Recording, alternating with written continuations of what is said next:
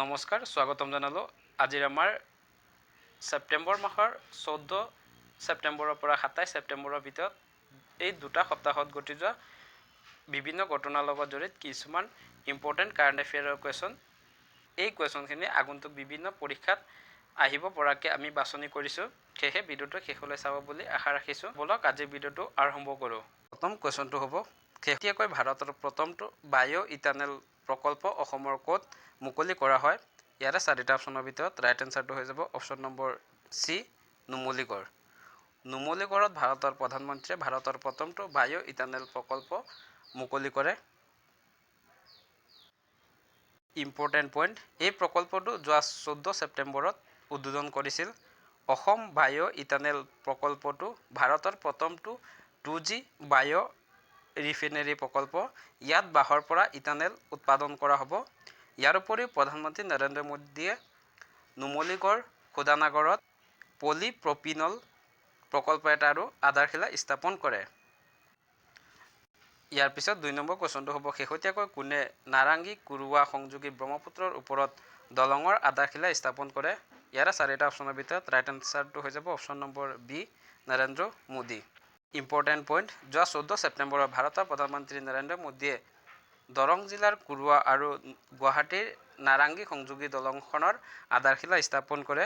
আৰু এই দলংখনৰ মুঠ দৈৰ্ঘ্য হ'ব 2.9 কিলোমিটাৰ আৰু এই দলংখন নিৰ্মাণত 1,200 কোটি টকা খৰচ হ'ব।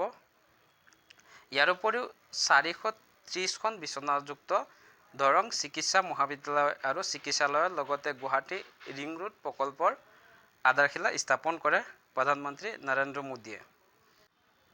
ইয়াৰ পিছত 3 নম্বৰ কুৱেশ্যনটো হ'ব, 2025 চনৰ মহিলা হকী এছিয়া কাপৰ কোনটো দল উপ-বিজয়ী হয়?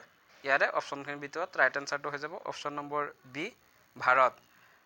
এই প্ৰতিযোগিতাখনত ভাৰত উপ-বিজয়ী হয় আৰু বিজয়ী হয় চীন। ইম্পৰ্টেণ্ট পইণ্ট, এই এছিয়া কাপত চীনে ভাৰতক 4-1 গ'লৰ ব্যৱধানত পৰাস্ত কৰি খিতাপ দখল কৰে। এইবাৰ চীনে চতুৰ্থবাৰৰ বাবে এই খিতাপ অৰ্জন কৰে। ইয়াৰ লগে লগে চীনে 2026 চনত অনুষ্ঠিত হ'ব মহিলা হকী বিশ্বকাপৰ বাবে যোগ্যতা অৰ্জন কৰে। প্ৰতিযোগিতাখন বিহাৰৰ ৰাজগৃহত অনুষ্ঠিত হয়। 2004 আৰু 2017 চনত ভাৰতে মহিলা এছিয়া কাপৰ খিতাপ লাভ কৰিছিল। ইয়াৰ পিছত 4 নম্বৰ কুৱেশ্যনটো হ'ব, ভাৰতৰ প্ৰথমটো ভালচাৰ নলেজ পৰ্টেল ক'ত মুকলি কৰা হয়? ইয়াৰে অপশ্যনখিনিৰ ভিতৰত ৰাইট এনচাৰটো হৈ যাব অপশ্যন নম্বৰ এ, অসম। অসমত ভাৰতৰ প্ৰথমটো ভালচাৰ নলেজ পৰ্টেলৰ মুকলি কৰে আৰু এই পৰ্টেলটো নিৰ্মাণ কৰিছিল গুৱাহাটী বিশ্ববিদ্যালয়ৰ জুলজি ডিপাৰ্টমেণ্টে। ইয়াৰ পিছত 5 নম্বৰ কুৱেশ্যনটো হ'ব, শেহতীয়াকৈ কোনগৰাকী ভাৰতীয় বেডমিণ্টন খেলুৱৈক ইণ্টাৰনেশ্যনেল বেডমিণ্টন হল অৱ ফেমৰ অন্তৰ্ভুক্ত কৰা হয়?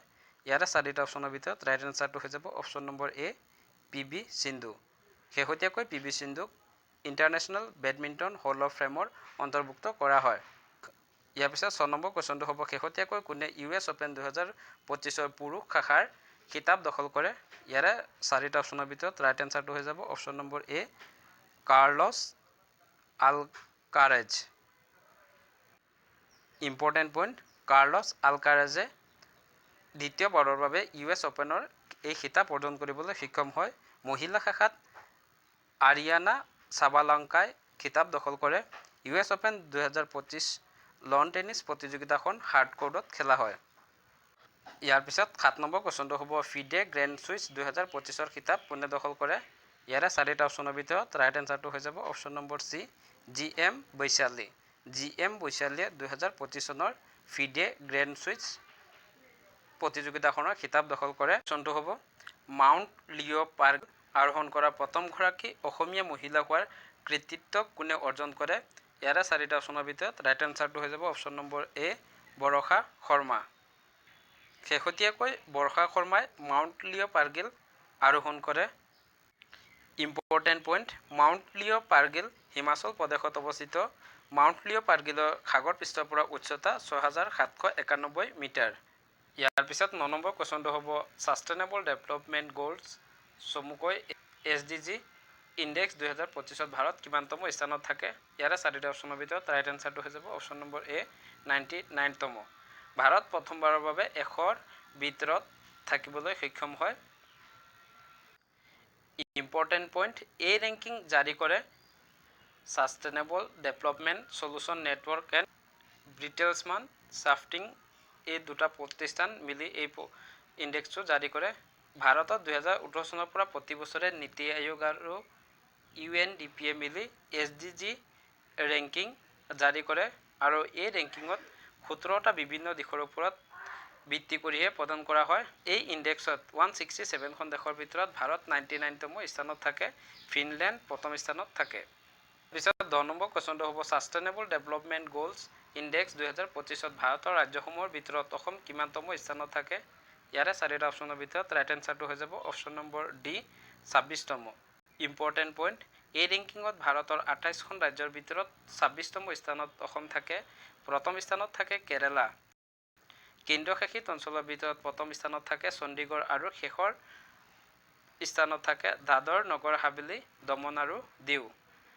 গ্ল'বেল ইনোভেশ্যন ইণ্ডেক্স 2025ত ভাৰত 38তম স্থানত থাকে।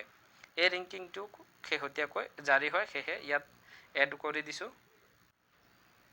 ইয়াৰ পিছত 11 নম্বৰ কুৱেশ্যনটো হ'ব দাদা চাহেব ফাল্কে বঁটা 2023ৰ বাবে কোনে লাভ কৰে? ইয়াৰে 4টা অপশ্যনৰ ভিতৰত ৰাইট এনচাৰটো হৈ যাব অপশ্যন নম্বৰ বি মোহনলাল। মোহনলালে 2023 চনৰ বাবে দাদা চাহেব ফাল্কে বঁটা লাভ কৰে। 2022 চনৰ বাবে মিথুন চক্ৰৱৰ্তীয়ে এই সন্মান লাভ কৰিছিল। ইম্পৰ্টেণ্ট পইণ্ট, যোৱা 23 ছেপ্টেম্বৰত ৰাষ্ট্ৰীয় চলচ্চিত্ৰ বঁটা বিতৰণী অনুষ্ঠানত এই বঁটা ৰাষ্ট্ৰপতিয়ে প্ৰদান কৰে। মোহনলালে 400ৰো অধিক চলচ্চিত্ৰত অভিনয় কৰে, সেইবাবে তেখেতক এই সন্মান আগবঢ়োৱা হয়। চলচ্চিত্ৰৰ লগত জড়িত সৰ্বোচ্চ বঁটাটো হ'ল দাদা চাহেব ফাল্কে বঁটা। এইখিনি আছিল যোৱা দুটা সপ্তাহৰ অৰ্থাৎ 14 ছেপ্টেম্বৰৰ পৰা 27 ছেপ্টেম্বৰৰ ভিতৰত দুটা সপ্তাহত ঘটি যোৱা বিভিন্ন ঘটনাৰ লগত জড়িত ইম্পৰ্টেণ্ট কাৰেণ্ট এফেয়াৰৰ কুৱেশ্যন। ইয়াৰ পিছত আজিৰ আমাৰ কুৱেশ্যনটো হ'ব 2025 বৰ্ষৰ পুৰুষ এছিয়া কাপৰ খিতাপ কোনটো দলে লাভ কৰে? ইয়াৰে 4টা অপশ্যন দিয়া আছে। অপশ্যনখিনিৰ ভিতৰত আপোনালোকে ৰাইট এনচাৰটো কমেণ্ট কৰি জনাব। যদি ভিডিঅ'টো ভাল পাইছে তেতিয়াহ'লে ভিডিঅ'টো লাইক, কমেণ্ট, শ্বেয়াৰ এণ্ড চেনেলটো ছাবস্ক্ৰাইব কৰিবলৈ নাপাহৰিব। ভিডিঅ'টো শেষলৈ চোৱাৰ বাবে ধন্যবাদ। জয় আই অসম।